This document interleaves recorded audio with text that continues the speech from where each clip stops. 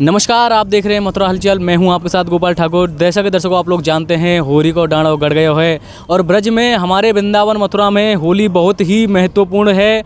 और महत्व होली का क्या है और होली क्यों मनाई जाती है और वृंदावन धाम के बारे में आज हमारे साथ एक प्रभु जुड़े हैं, उनसे हम जानेंगे। पहले आप अपना परिचय दीजिए हमारे दर्शकों को। मेरा नाम रमन दास है। मैं निम्नमार्ग संप्रदाय से दीक्षित हूँ जी। और मुझे 24 साल वृंदावन में रहते हुए हो गया। जैसा कि आप होली को डांडो गड़ गए हो बसंत पंचमी को, और होली को बहुत ही उदम होने वाला है हमारे ब्रज में, तो होली का क्या महत्व है वहाँ के बारे में आप बताओ हमें। होली का तो महत्व ये है कि जो प्रहलाद जी थे ना जी, भक्त प्रहलाद जी थे ठाकुर जी के, तो उनका उत्सव मनाया जाता है जी। और यही जो ब्रज की होली है ये मतलब भक्तों की होली है। अच्छा। यही होली मनाना चाहिए। जैसे एकादशी को, अंगली एकादशी को यहाँ की होली होगी, बरसाने की होगी, नंदगांव की होगी, दाऊ जी की होगी, ये हो रही है। और जो वो वाली हो रही है जो कीच से और डाम मतलब रंग वो खेलते हैं, वो होली नहीं, यही होली है। ये मतलब भक्तों के संग हो रही। इसका बहुत ही महत्व है कि मतलब खुशी का मतलब भक्त प्रहलाद जी थे, उनको मतलब वो हुआ था, तो उसी का उत्साह के वो में होली मनाते हैं ठाकुर। हाँ, ठाकुर जी ने और आचार्यों ने इसकी वो किया स्थापना होली की। तो जैसा कि प्रभु बाहर से बहुत लोग आते हैं, लाखों करोड़ों लोग होली खेलने के लिए आते हैं, हमारे ब्रज से ही कुछ लोग नहीं आ पाते हैं, उनको क्या कहोगे आप होली के लिए? उनसे ये कहेंगे कि उनको ज़रूर आना चाहिए, उनको ज़रूर आना चाहिए और ज़रूर बिहारी जी के पास में ज़रूर माथा टेकना चाहिए। होली के दिन थोड़ी सी उनकी फेंट को गुलाल अपने माथे में लगाना चाहिए, क्योंकि ठाकुर जी यहाँ 45 दिन अपनी कमर से फेंट में, कमर में जो बांधते हैं फेंट, उसमें 45 दिन गुलाल यशोदा मैया अपने कन्हैया की ठाकुर जी में की कमर में पेट में बांध देते हैं। अच्छा। 45 दिन सदा ठाकुर जी लेके चलते हैं। इसलिए हमें ब्रज में ज़रूर आना चाहिए, ब्रज की होली करना चाहिए। भाव मतलब ये है, कहाँ ठाकुर जी मिल जाए, कहाँ तुम उनसे होली खेल लो। कब किस रूप में ठाकुर जी मिल जाए? हाँ, कब किस रूप में ठाकुर जी मिल जाए और कब हमें उनका रंग लग जाए। और रंग अगर उनका लगाना है तो यहाँ वृंदावन आना है, बरसाना आना है, नंदगांव आना है। और ऐसे नहीं आना कि ऊदमबाजी करना है। हाँ। बढ़िया तरह भक्तों का संग करना है, संतों के पास में बैठना है, तन मन शुद्ध करके। हाँ, तन मन शुद्ध करके। नहीं, शुद्ध तो यहाँ होगा, शुद्ध बाहर नहीं होगा, यहाँ होगा शुद्ध। संतों का संग करना है, संतों के पास में बैठना है और होली के बारे में मतलब चर्चा करना है, ठाकुर जी की लीलाओं की चर्चा करना है। कौन से ठाकुर जी ने कौन सी लीला की, बिहारी जी ने कौन सी लीला की, राधा रमन ने कौन सी लीला की। इससे हम शुद्ध होंगे और हमें फिर पता चलेगा, फिर ही तुम्हारे साथ में ठाकुर जी होली खेलेंगे। तुम्हें लगेगा कि हाँ वाकई में हमें ठाकुर जी ने होली खेली। जैसे यहाँ सावन के महीना में लीला चलती है, तो बहुत से संतों को दर्शन हुए लीला में। अच्छा। इसी हाँ, लीला में साक्षात ठाकुर जी को दर्शन हुए। बहुत जनों को, एक जने नहीं कई भक्तों को दर्शन होते हैं, साक्षात प्रिया प्रीतम के दर्शन हुए। इसी प्रकार से अगर तुम्हारा शुद्ध जब भजन करोगे, माला करोगे, परिक्रमा करोगे, संतों का संग करोगे, तो तुम्हारी जरूर तुम्हारे ठाकुर जी के साथ में मिलन होगा और उनके साथ में होली होगा। तुम्हें अनुभव भी होगा, दर्शन भी होगा। कब तुम्हारी मतलब रंग मार देंगे और तुम्हें पता ही नहीं चलेगा और तुम्हें अनुभव होगा कि हाँ वाकई में ये रंग हमें ठाकुर जी ने मारा। कब किस रूप में ठाकुर जी आगे कलर मार जाएं किसी का पता नहीं, और ठाकुर जी के कब आपको दर्शन हो जाएं उसका आपको एहसास तो होगा, लेकिन पता नहीं चलेगा। मगर जब तुम अच्छी तरह से संतों की संगति करोगे और यहाँ के ब्रज के बारे में जानोगे, मतलब रीति पूर्वक, मतलब बढ़िया तरह से भजन, हाँ रीति रिवाज से और आदर पूर्वक, तो तुम्हें लगेगा कि हाँ ठाकुर जी तुम्हारे साथ में होली खेल रहे हैं। चलिए, अब बात हुई हमारी होली को लेकर के, और ब्रज में होली बहुत ही जोर की होती है। मैं आपसे ब्रज भाषा में ही बात कर रहा हूँ। अब बात कर लेते हैं महाराज जी इस जमुना महारानी के बारे में। हाँ। हम जमुना जी में ही हैं, जमुना जी में नाव में बैठे हुए हैं। बात कर लेते हैं यमुना महारानी का क्या महत्व है, यमुना महारानी कैसे आई, उसके बारे में आप हमारे दर्शक। यमुना महारानी ठाकुर जी की प्रिया है। अच्छा। प्रिया है ठाकुर जी की, बहुत ही प्रिय, मतलब प्रिया मतलब उनकी मतलब बीवी समझ लो, और उनकी प्रिया है, प्रिय। हाँ प्रिय है। और ठाकुर जी को वैसे भी प्रिय, उनकी प्रिया है, प्रिया मतलब उनकी बीवी अच्छा, हाँ, और प्रिय मतलब सबसे अधिक उनको प्रेम रखते हैं, सबसे ज्यादा प्यार ठाकुर जी यमुना महारानी को करते हैं।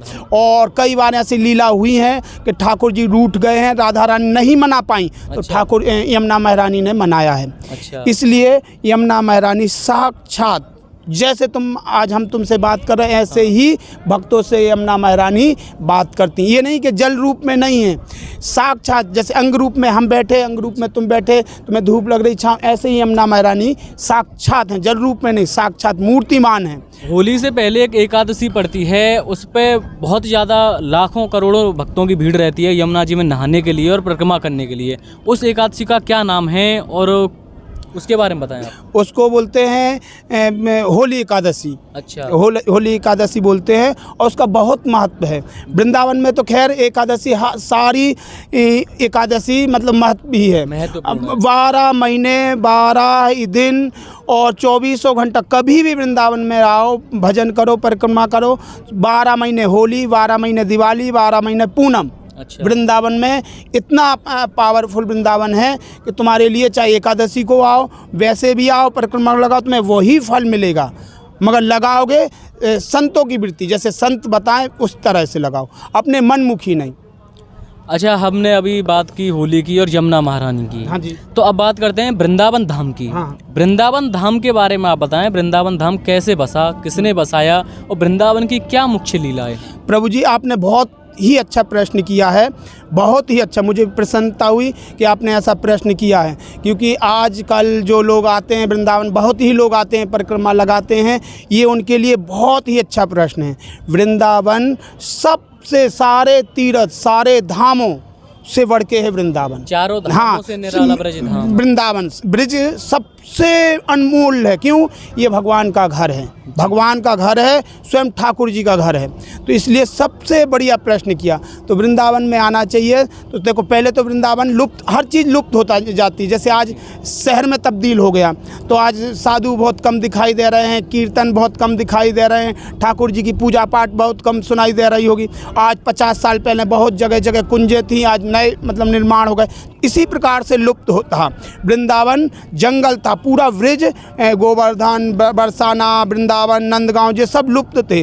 तो उस जंगल थे। हाँ, जंगल में परिपूर्ण था। कोई राधा कुंड, कहीं भी कोई दृश्य नहीं दिखाता। तो जब भगवान को पता चला, भगवान को अपना धाम भक्तों के लिए देना होता कि हमारे भक्त किसका आश्रय लेंगे, तो भगवान चैतन्य महाप्रभु के रूप में आए और वृंदावन की सारी जगह लीला करके, और 6 गोस्वामी, रूप गोस्वामी, सनातन गोस्वामी, गोपाल भट्ट गोस्वामी, जीव गोस्वामी, रघुनाथ दास गोस्वामी, ये 6 गोस्वामी हुए।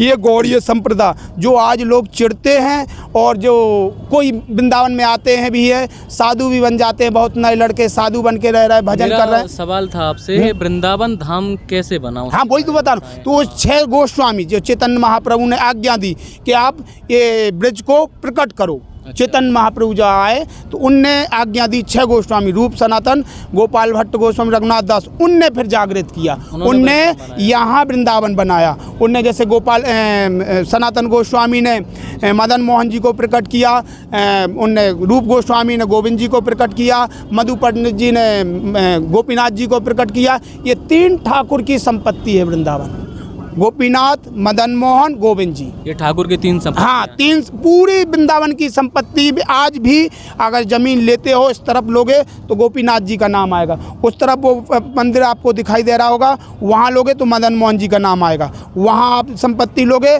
तो गोविंद। ये 3 ठाकुर की संपत्ति है। तो ये 3 ठाकुर यहाँ के मुख्य हैं। फिर स्वामी श्री हरदास जी हुए, उनने बिहारी जी प्रकट किए निधिवन को। अच्छा, निधिवन प्रकट हुआ था। हाँ, फिर मतलब स्वामी श्री हरदास जी ललिता स्वरूप में आए, मतलब ललिता जी आई, तो उनने बिहारी जी को प्रकट किया। तो फिर चौथे ठाकुर बिहारी जी हो गए। फिर बहुत से दामोदर हो गए, श्याम सुंदर हो गए, गोकुलानंद हो गए, ऐसे फिर बहुत से ठाकुर जी प्रकट किए। वही प्रोसेस चलती रही। हाँ, चलती रही। तो वृंदावन प्रकट हो गए। ऐसे ही राधा कुंड को चैतन्य महाप्रभु ने दिखाया, लीला करके दिखाया 6 गोस्वामी को। ये राधा कुंड है, यहाँ राधा रानी ने लीला की है।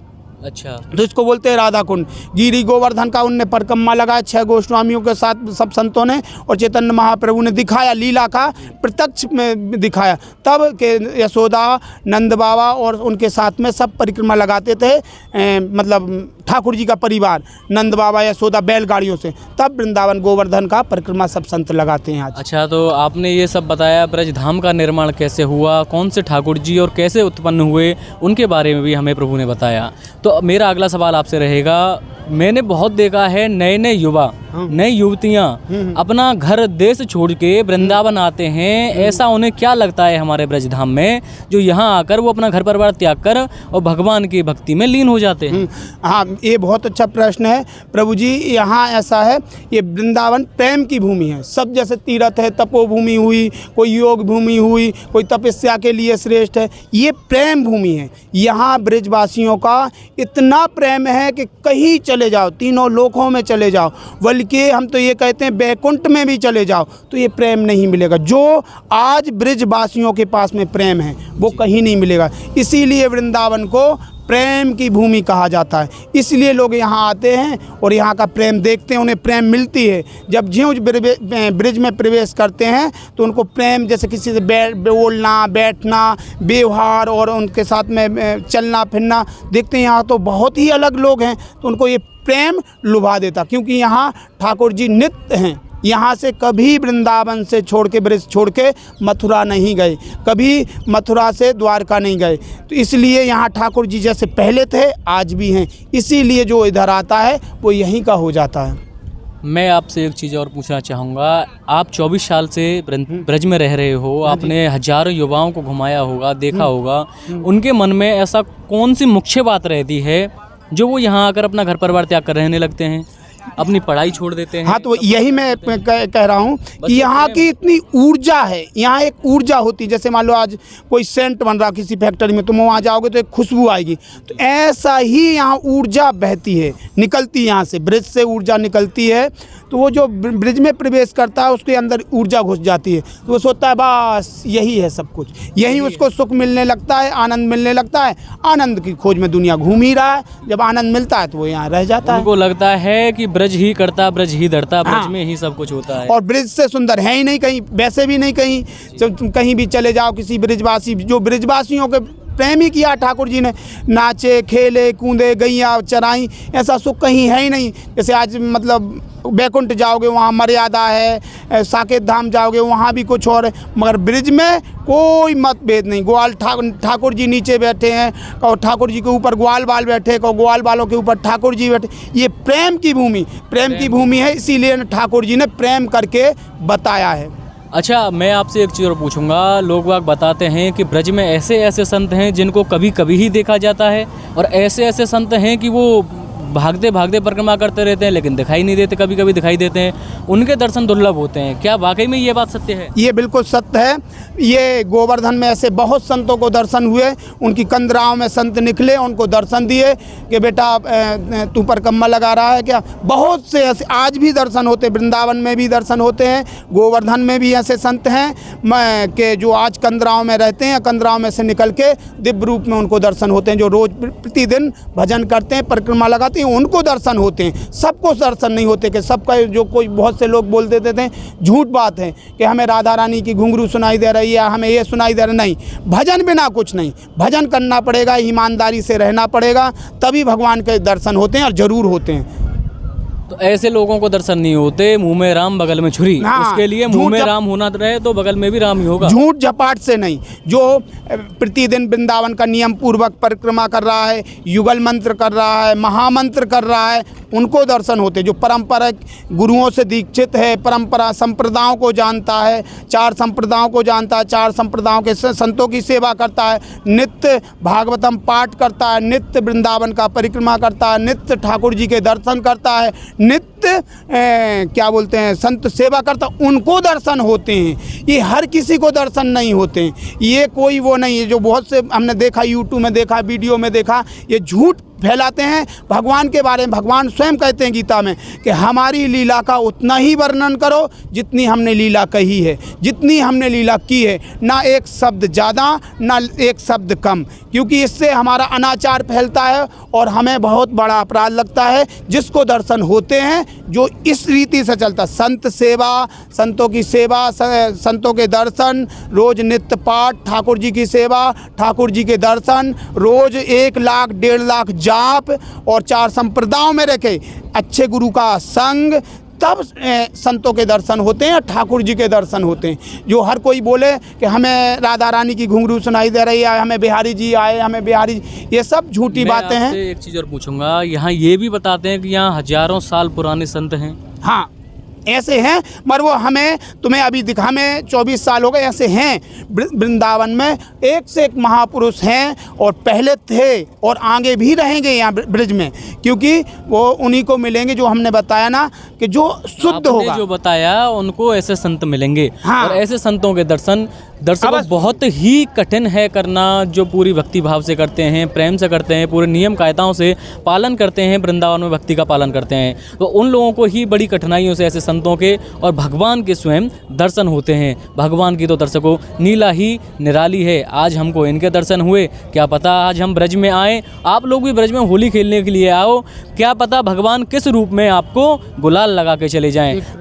जी महाराज जी, और बताइए क्या कहना। और लास्ट प्रश्न ये है कि हमें यहाँ रह के, एक प्रश्न ये सबसे बड़ा है प्रश्न, कि यहाँ रह के साधु सेवा, संतों के दर्शन, संतों का संग, 4 संप्रदाय से दीक्षित, महामंत्र ये युगल मंत्र का जाप, नित्य 1.5 लाख जाप करना चाहिए, नित्य दर्शन करना चाहिए, नित्य परिक्रमा करना चाहिए। और सबसे बड़ा मुख्य पॉइंट है कि अपराध से बचना चाहिए। अपराध कौन सा? ब्रजवासियों का कभी अपराध नहीं करना चाहिए, ब्रजवासी को कभी बुरा नहीं बोलना चाहिए, ब्रजवासी को कभी मतलब गाली माली नहीं देना चाहिए। और संतों का अपराध, ये 2 मुख्य अपराध हैं। ब्रजवासियों से सदा स्नेह करना चाहिए, ठाकुर जी से भी ज़्यादा स्नेह करना चाहिए। जैसे नंदगांव बरसाना जाते हैं, गांव में उन ब्रजवासियों को उनके घर में नित्य ठाकुर जी खेलते दर्शन नजर आएंगे। अगर तुम्हारा जीवन में अपराध नहीं बनेगा तो इसी शरीर से तुम ठाकुर जी के धाम जाओगे, इसी शरीर से तुम्हें ठाकुर जी के दर्शन भी होंगे और महापुरुषों के दर्शन होंगे। और तुम अपराध करोगे और बिल्डिंगें गेस्ट हाउस बनाओगे, कभी नहीं दर्शन होंगे, कभी नहीं, ना हुए हैं और ना होंगे। मैं किसी की टिप्पणी नहीं कर रहा हूँ, किसी के वो नहीं कर रहा हूँ, मगर ये है कि अपराध करोगे तो कभी ना दर्शन हुए, ना होंगे और ना होते हैं। जैसा कि दर्शकों प्रभु ने हमें बताया कि ब्रज धाम के बारे में, ब्रज के बारे में, होली के बारे में, एकादशी के बारे में, जमुना मैया के बारे में, ब्रज कैसे उत्पन्न हुआ, संप्रदाय के बारे में, हर चीज़ के बारे में इन्होंने हमें बताया। और दर्शकों आप लोग ब्रज की होली देखने के लिए, ब्रज, मथुरा, वृंदावन, गोकुल बरसाना की होली देखने के लिए आप हमारे चैनल को लाइक, कमेंट, शेयर और सब्सक्राइब जरूर करें। आप लोग हमारे साथ जुड़े रहें। गोपाल ठाकुर के साथ विकास ठाकुर। जय जय श्री राधे श्याम।